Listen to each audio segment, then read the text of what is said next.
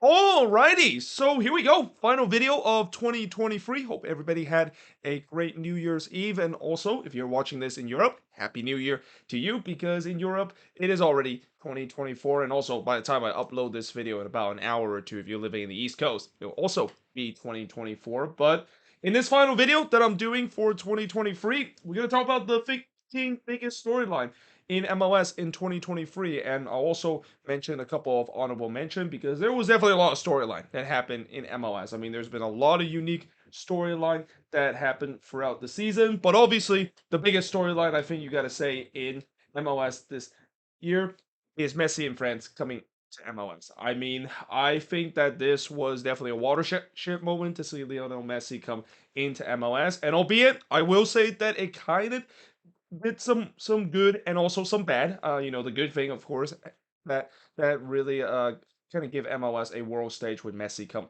into the league and definitely gave the league much more global and attention than we have ever seen in this league history. But also, it can be a bad thing because just those nonstop kind of Messi talk. I'm pretty sure a lot of fan base kind of got annoyed about that, especially if they want the league to kind of also talk about some of their best known player that also perform well, and this is also why I created this channel.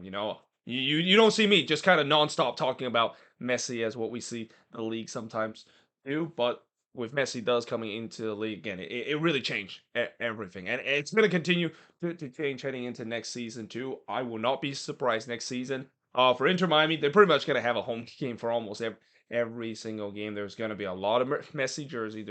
And if you're lucky enough to, of course, watch Messi play in person, which is pretty much all Eastern Conference team, unless of course you're playing Inter Miami on an international break or doing the Copa America uh, time, which my sincere condolence toward you in terms of not able to see Messi play, but at least you get cheap tickets because tickets are just gonna get absolutely jacked up whenever Inter Miami play a road game, and that the team, of course, are hosting Inter Miami and Messi and his friends. They're gonna charge people a lot of money in order to see him in person because, after all, he is the goal. After all, and then of course, the other thing that was a big storyline, kind of related to Lionel Messi, is the Hollywood script ending for Inter Miami in the Leeds Cup win. Now, obviously, I know some people will say that it feels like the Leeds Cup was always rigged for Inter Miami to win, which I think that's kind of ridiculous. Whenever we see people have said that, yeah, we knew from the beginning that of course this tournament looks like it was rigged for Messi to win. And although I will say that some of those people that might think that might have a legitimate argument because Inter Miami did get a relatively easy run throughout the Leeds Cup.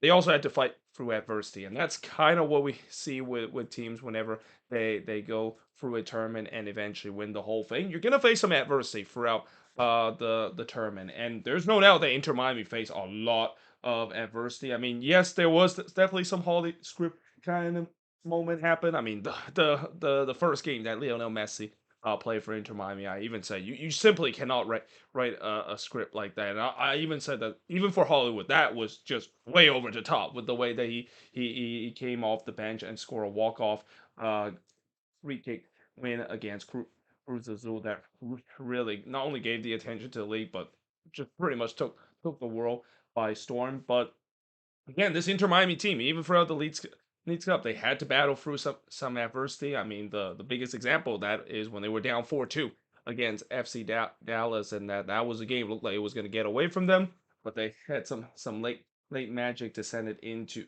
a PK shootout, and even going to the final itself against Nashville SC, that was a tough game for Inter Miami too. I mean, they had to fight hard to trying to get to a point where they went to the PK shootout, and as it is the case with PK shootout, I mean, it is still just a coin toss. I mean, I know there are definitely some skill that is part of the PK shootout, especially when you have a great goalkeeper. Which, speaking of which, as much as I know Messi definitely was a big storyline in the Leeds Cup, I think Drake Calendar was heavily overshadowed because of the Leeds Cup glory. I mean, there was just many times throughout out that tournament that Drake Calendar has made save after save to keep this Inter Miami team. Heck, even in that Hollywood kind of type of game against Cruz Azul. If it wasn't for Drake Callender making some incredible save in that game against Cruz Azul probably would have been up like 2 or 3 nothing against Inter Miami in the first half. So yeah, again, they had to face up some adversity, and that as much as everybody talked about Messi, of course, eventually getting this team their first ever trophy. It's not just Messi. His supporter cast was definitely a huge part, and in some way, I would say some supporter cast member of this Hollywood script really was overshadowed because of the hero that they play during Inter Miami triumph in the Leeds Cup win.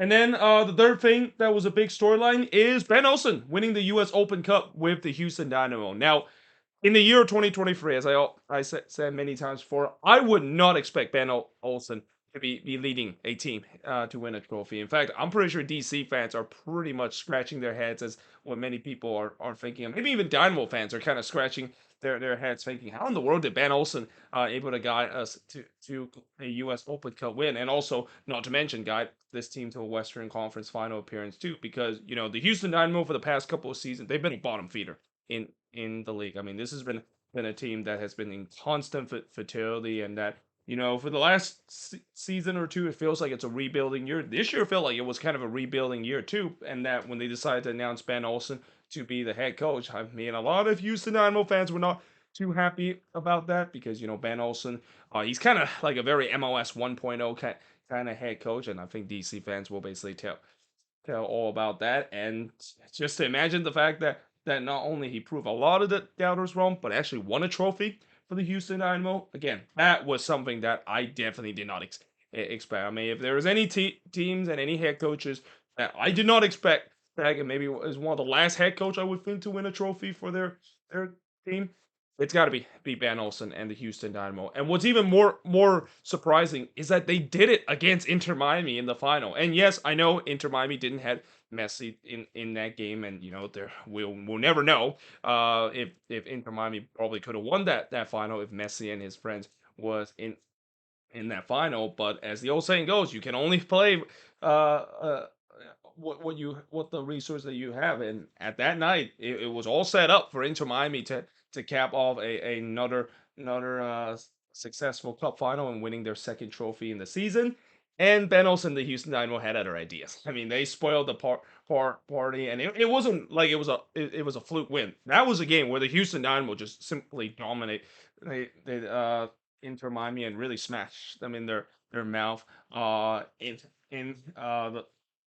In Miami, never the less. I mean, again, you talk about an unprecedented U.S. Open Cup final win for the Houston Dynamo. The fact that they did it against Miami and at their home stadium, again, that is definitely something I don't think anybody thought that was going to happen.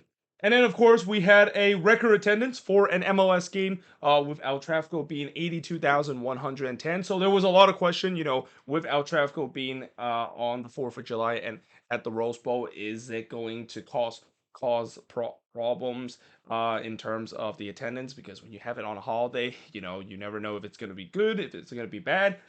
It turns out it was a good thing. And it's so good that, this year the league decided to have the El Tráfico again on the 4th of July. And I won't be surprised the attendance would be pretty close to that. I mean, it was pretty packed when the El Tráfico was happening at the Rose Bowl. And that, that just kind of proved that, yeah, we kind of knew that this was going to happen with the way how big El Tráfico has been. And you could argue, according to the media, it is now the biggest rivalry in MLS right now between the two LA team, that we're gonna see a game taking place at the Rose Bowl or even at SoFi Stadium in the future. We've had a big amount of number in terms of the attendance, and that of course is the case. And it's also kind of interesting that the Rose Bowl. This was actually the stadium that where we saw the single largest crowd in an MLS game all the way back in the 90s, and now it feels like they're back on top in terms of setting the record for the most attended game for a single MLS game in MLS history. And then the other big storyline in MLS in 2023, and this is again not related to the league play itself, but more to an MLS team in the CONCACAF Champions League. And unfortunately, Austin fans, you knew this was coming. I have to mention the meltdown that they had against Violetta in CCL. I mean, overall, this season has just nothing been short of disappointment for Austin FC, and that's just kind of putting it nicely because between the meltdown that they had in the second half of the season to this one, I mean, I could have easily included that, but I decided to include the meltdown against Violetta in the CONCACAF Champions League against a Haitian team that, well, there it definitely is a big storyline in terms of CCL play, and you could argue this is going to go down as one of the biggest upset we have ever seen in CONCACAF Champions League history, and probably the most embarrassing resort that we've seen an MLS team had in the CONCACAF Champions League. I think the biggest thing that I recall from this meltdown, the 3-0 loss that they have on the road, but the goal that ended up to be the difference in terms of this two-legged affair was the Amr Tariq own goal, which is probably one of the best and maybe worst own goal at the same time I would ever see. I mean, it's so crazy that you just think that it feels like it was a glitch or a bug when you see in FIFA when you're playing FIFA. I mean, you didn't think that that was kind of possible in real life, but yeah, it did happen, and it unfortunately turns out to be the goal that was the difference in terms of Austin FC continuing an absolute meltdown down of a two-legged affair against Violetta, and unfortunately, that's going to be remembered for a long time, especially of how that how I know Austin also had some bad meltdown in the second half of the season, but to lose to a team that doesn't even doesn't ha- are unable to play at home, and also not to mention they haven't playing like 3+ months. Yeah, that was really embarrassing. And then LAFC, of course, playing 50+ game and still made it to MLS Cup was another big storyline. And again, what's big about this storyline is that we've seen before where teams that when they play in the CONCACAF Champions League, they eventually falter, but not LAFC. I mean, that's just kind of test to the depth that they had and the fact that they, despite the fact that they play so many games, we've seen teams unable to keep up because of the restriction of the roster rule. They still were able to make it to MLS Cup and also made it to three finals. Now, obviously, with those three cup final in MLS Cup, the CONCACAF Champions League, and also the Campeones Cup, if you want to count that as a cup final, even though that's just kind of a one-off game, it ended in disappointment. But the fact that they were still able to do that is just kind of unprecedented, and that they are really truly an outlier in terms of what we usually see a team that when you have that many games that is under your belt, it's going to not only really test the depth of the team, but also it feels like it's not sustainable for you to continue to have success. And although LAFC had struggled at times, the fact that they picked themselves up and looked like they were back at their best at the right time is kind of the reason why they were able to make it to free cup final and including almost going back to back for the first time, not only in their history, but the first time we ever seen a team gone back to back since the Galaxy did it back in 11 and 12. And then, of course, the next big headline is got to be St. Louis historic record first expansion season. So I already mentioned it before in my last moving forward series episode about St. Louis City and their historic record first expansion season. And although it definitely ended on a bit of a sour note with the way that they lost to Sporting KC in the playoff game, and that if you're going to lose in a playoff game, the last team I think St. Louis hoped that they weren't going to lose was against Sporting KC because it's their arch rival. At least it feels like this is going to be a rivalry that could be a big thing throughout this league history, and that yeah, again, despite that, it was still just an historic expansion season. The fact that they went the first 5 games without losing a game, I mean, that is something we have never seen in league history, and it's going to be hard to replicate because one thing about expansion team is that usually they struggle coming out of the gate, but the fact that they're able to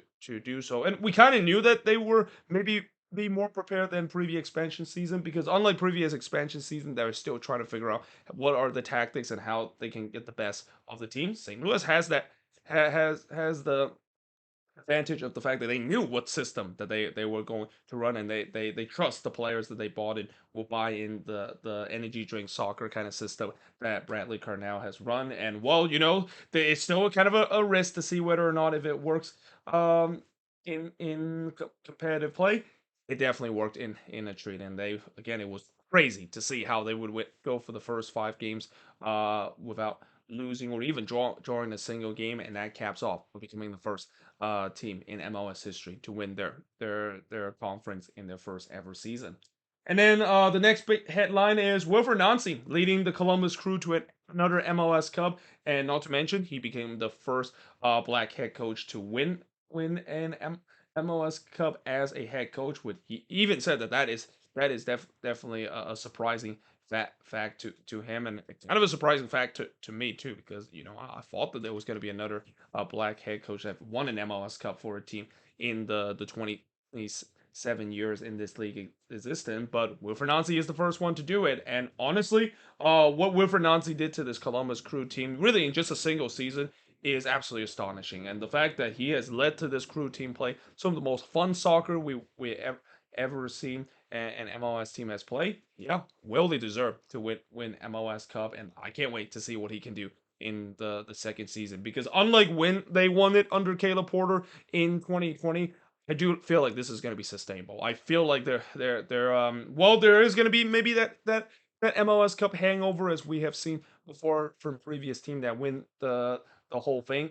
I do think that they should be good again next season, and they're definitely going to be class of the Eastern Conference because of how entertaining brand of soccer that they play. But moving on to the next storyline, and now talk about the other Ohio team, and that is FC Cincinnati. So, despite the fact that FC Cincinnati they are going to be very disappointed that they were the Ohio team to win MLS Cup, and especially falter in that Hell is Real Derby conference final game, which again that is probably like between the biggest matchup we ever see in the conference final. That one and the Canadian Classic is definitely gonna go down as the biggest matchup we ever seen in a conference final. And while I will still stand by say that the Canadian Classic in that 2016 Eastern Conference Final was probably the greatest conference final we ever seen, especially throughout the two legs. The game between Cincinnati and Columbus, it's not that far away, especially with Cincinnati suffer a bit of a meltdown in that Eastern Conference Final game. But still, we're gonna focus on the positive and then winning the Supporters Shield after with oh actually I kind of wrote this relatively bad and kind of worded pretty bad, but yeah, them winning the Supporter Shield after winning 3 straight win spoon just 2 years ago. And I mean, you talk about a team that has gone a complete 180 in a short amount of period. Cincinnati has did exactly that, and again, all credit has to go to Pat Nolan and his team. He has done an incredible job turning this team around, and that yeah, if you would have told an FC Cincinnati fans just 2 years ago that this team would be winning the Supporters Shield and making their way into the Eastern Conference Final in just a 2 year span, I don't think anybody would have believed you, and even the most diehard Cincinnati fans would believe that is too good to be true. And yeah, again, they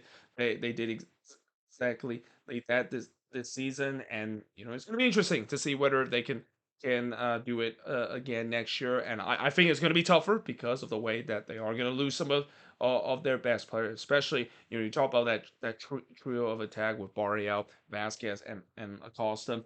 Two of those three guys could potentially be sold off this winter transfer window, so it's going to be interesting to see whether or not if Cincinnati will find a way to replace him if indeed both of those guys are going to be shipped off in the winter transfer window. And now, moving into the next big storyline is Emmanuel Reynoso saga in the beginning of the season. So, as a Minnesota United fan, I didn't think Emmanuel Reynoso was going to come back this year. I mean, I was trying to be optimistic and say that eventually he's going to find a way to come back to this team. But as the time this saga kind of continued to drag, and as we get into the season and how he was still a no show, it just felt like I started to lose hope that he was going to come back and ever be a Minnesota United player. And there's even talks of the fact that maybe the Loons are going to just cut tie with him and terminate his contract, but they stick with it. And eventually, it turns out to have a happy ending. He did return to Minnesota United. He did publicly apologize to the team and the fan base about the situation that he has. And again, I will say that to Reynoso defense, I know fans are probably not going to be happy because of him just kind of being a no show to his teammate. I'm pretty sure his teammate probably going to be the same thing.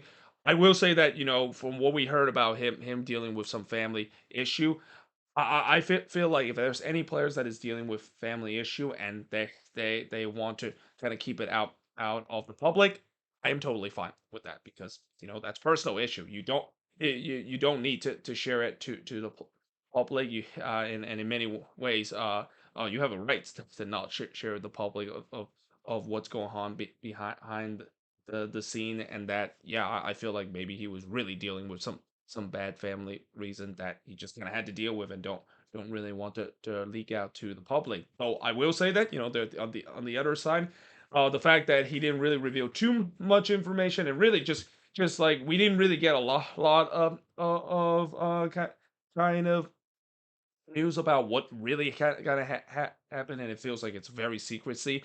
I can understand why there's our frustration between the fans and especially his teammates too. The fact that this guy just kind of gone AWOL for so long, and that it's frustrating that of course is the case, especially when he is definitely still the most important player to this Minnesota United team. And then, of course, the next storyline that is also kind of off the field situation is the supporter group protest that the Galaxy has had that eventually did lead to the firing of Chris Klein. So again, the Galaxy, they were definitely not happy with President Chris Klein. They haven't been happy with him for the past couple of seasons, but this year it really was kind of the final straw, to a point where the supporter group have said that they had enough. They're gonna openly protest about this situation. Now, obviously, as the time goes along, one of the supporter group didn't kind of keep that promise, and unfortunately, is actually the biggest supporter group with the Angel City Brigade. Eventually, say they're happy to be back in the stands, even though that they got a lot of criticism because of that, and rightfully so. Because if you're a supporter group and you said that you're not going to attend games and you're going to protest because of what's going on, and then eventually you kind of do a 180, even though they kind of loosely said that they're still kind of protesting, but was now back in the stands and supporting their team. It's not a good look in many ways. But the protest eventually did work, and that, yeah, Chris Klein was eventually fired, and that, I know the Galaxy had a rough season last year, but I think this is single-handedly considered to be a successful season just because of what happened here. I mean, this was a long time coming for Galaxy fans, for all around, and that, for them to finally see the firing for his climb, for the front office to finally has the front sided to see that he's kind of sabotaged the team for so long and eventually led to his firing. Yeah, again, that is single handedly probably the most successful thing that happened to the Galaxy, even though they had a relatively rough season, and their performance even showed too. Like, their performance immediately improved when Chris Klein was fired, and that just kind of shows you that, when you have a dark cloud floating over with the off the field situation, and once that dark cloud passed away, and once that kind of tumor passed away, it definitely put a positive vibe in terms of what the Galaxy did for the rest of the season. And then, of course, in the next storyline, and unfortunately, this is not going to lead to a happy ending in terms of what we see. I mean, the last 2 points, it kind of led to a happy ending in terms of off the field fiasco. This one, unfortunately, is not, and to this day, we'll still never know what exactly happened with Bruce Arena and his fiasco with the New England Revolution. And again, we have some idea of what exactly happened. There was definitely bickering behind the scenes, but to this day, we still do not know the full detail of it. And I feel like it's getting to a point where we'll probably never know what actually happened, because the league, while they have suspended Bruce Arena for a while, but now they decided to reinstate him, and that there's now many teams that are potentially looking to trying to get him as a head coach. The fiasco that he had with the New England Revolution, and that really kind of started the beginning of the end for this Revs team. I mean, as much as I know this Revs team was plagued with injuries, and that kind of play a big part, but just this off the field distraction was just kind of the ultimate downfall, to a point where, yeah, there was more talks about this situation than exactly the Revs started to fall apart, and that, especially when as this fiasco and as this saga continue, you can see the performance really dropped away, because it started to kind of even reach to Richie Williams, the assistant and head coach, and that he was also a big part of this fiasco, and not in a good way. You can see the players started to not want to play for their head coach, and I don't blame them for not playing for Richie Williams, because if the allegation is true that of course eventually led to the firing of Bruce Arena, yeah, there probably is going to be a revolt that's going on behind the scenes. And then, of course, the next big storyline, and I feel like this is a storyline I mention every single year. It's the record amount of head coach turnover. This year, we saw 10 head coaches that was let go this season. Like, literally, pretty much more than a third of the league had their head coach got fired or let go this year. And that just kind of continued to see why, we see many teams. They're being more reactive than ever before in terms of letting their head coaches. I mean, the competitiveness is definitely at an all-time high in MLS, and that it's also not surprising to see that there's a lot of teams they don't really show a lot of patience, or they feel like if there is a way to salvage the season, they're fine with firing a head coach. But again, the fact that we have that many head coach turnover, and that next season we're gonna have like really a lot of new group of head coaches heading into next season. I mean that's just definitely crazy to see. Speaking of head coach, Vanni Sartini and his passionate meltdown in Game Two versus LAFC. I mean that we know Vanni Sartini is definitely one of the most likable head coach in the league, and the thing that really makes him likable is his passion in terms of the game, and him being very passionate with the Vancouver Whitecaps. Now, obviously, there's times where that passion kind of gone a little overboard, and I think that the part that kind of gone overboard is his post game comments that he mentioned after this game about the referee Tim Ford, and that eventually got him fined and suspended into next season. But still, the passionate meltdown. I mean that was like I already mentioned what happened in game two of that game against LAFC. If you don't know what exactly happened, just go back to watch the review that I had between the Vancouver Whitecaps and LAFC in Game Two of that first round playoffs. I mean, that's definitely gonna go down as one of the most controversial play we have ever seen in the playoffs. And Manny Sartini, knowing how passionate that he is, I mean, you kind of saw exactly the way he reacted. He was absolutely fuming to a part where I even mentioned there, as he was walking off the field, he basically decided to flip both birds at the referee, and even decided to kick at the advertising or in frustration because of that. And that again, that just shows you how passionate that he is with the team, and that's something that if you're a Vancouver Whitecaps fan, I'm very happy to see that they have a head coach that is like that. Honestly, if you're if you have a head coach that is like that, and I would even go as far to say I feel like Vanni Sartini is kind of like the Dan Campbell of MLS. Dan Campbell, a very passionate head coach in the NFL, very well loved head coach for the Detroit Lions. I feel like that's kind of the same case with Vanni Sartini. He's very well loved in the Whitecaps fan base, and everybody else around the league also loved what Vanni Sartini, not only what he done for the Whitecaps, but just some of the most passionate moment, and even some of the interesting moments that he has. I mean, I would even say that another big storyline this season is Vanni Sartini singing Nickel back and singing Rockstar after them winning the Canadian Championship. I mean that is vintage Vanni Sartini from what we saw in that moment.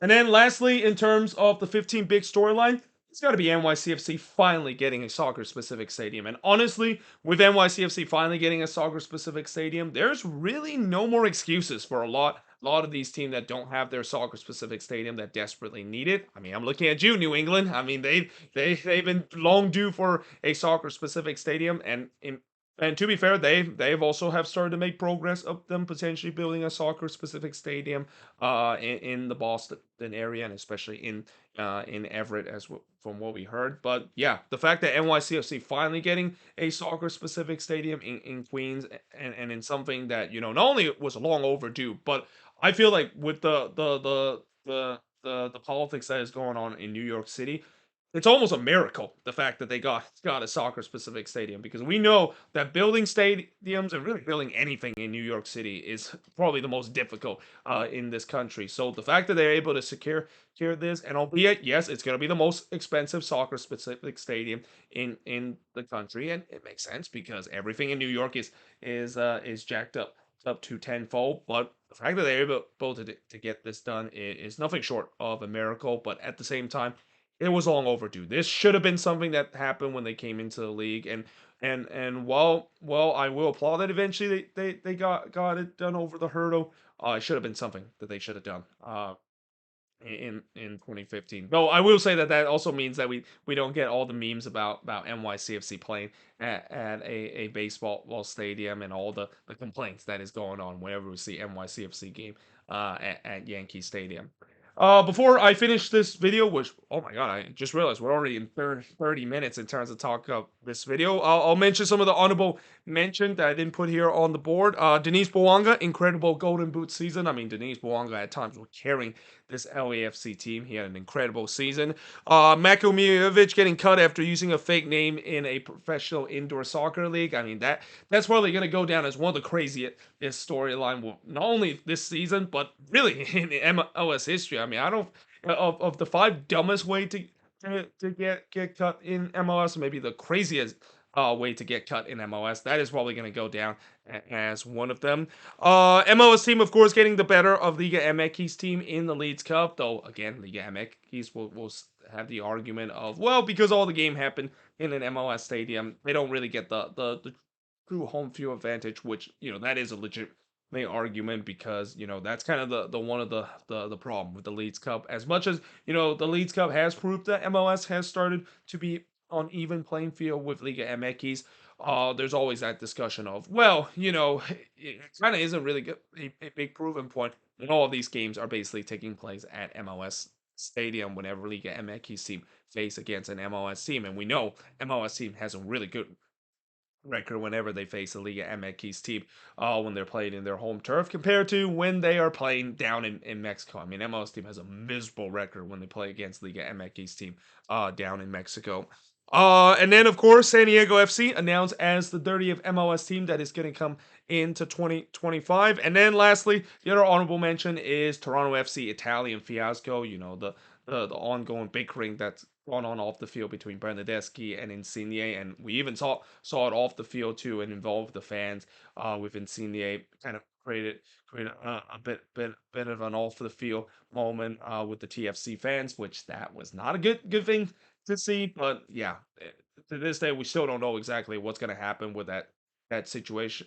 And that I even mentioned before. I would not be surprised. Both of those Italians might not be with TFC next season, and I think it's for the best, because I feel like that distraction, and when you always have like a diva that is going on in a team, that could really provides a problem in terms of a team performance. And when you have two divas in this case with Bernardeschi and Insigne, causing unnecessary kind of drama both on and off the pitch, it's no wonder why Toronto FC finished that last, and eventually winning the wooden spoon this year. But there you have it. That is pretty much it in terms of looking at the 50 biggest storyline in 2023. And as always, let me know in the comments below, what do you think of this video? And also, Happy New Year to everybody. And again, by the time you watch this in the East Coast, and it's already an hour since I upload this, pretty much 2024, because I at the time it's actually 7:29 p.m. At my time, and in about an hour and a half, 2024 is going to be happening in the East Coast. But yeah, anyway, like I said, hope you guys enjoyed this video. If you do, make sure you guys like, smash the subscribe button, and yeah, I of course will see you guys next time.